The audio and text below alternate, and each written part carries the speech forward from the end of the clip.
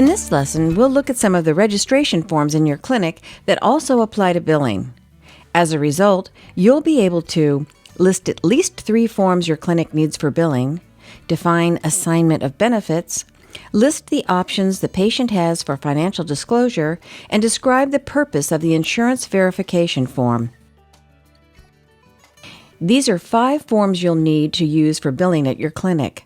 Forms vary, and it's up to your department to decide how yours will look and if additional forms are needed. Your clinic probably already has experience with consent to treat and HIPAA forms. This lesson reviews the last 3 on this list. Refer to the downloadable job aid on registration forms for billing to help you remember the forms you'll need.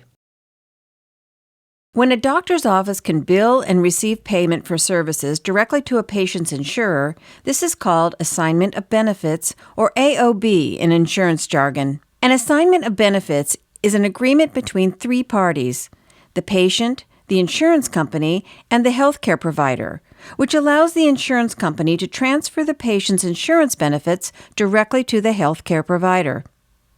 This means that the patient gives the insurance company permission to send payment for services directly to the medical provider. In order for the agreement to be valid and legally binding, all 3 parties must give consent. Here's a sample copy of the AOB form.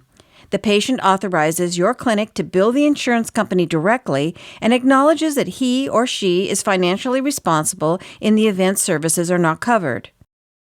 There's a place at the bottom of the form for the patient to sign and date.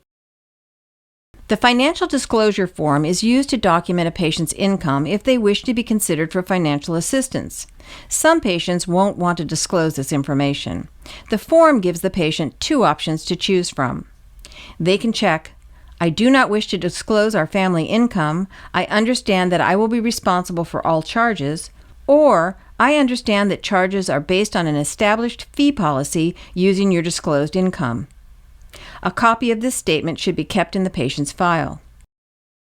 The verification form is used when verifying a patient's insurance benefits. Whenever you're talking to an insurance representative, be sure to record the operator's name or badge number, the date you spoke, and to get a tracking number for the conversation.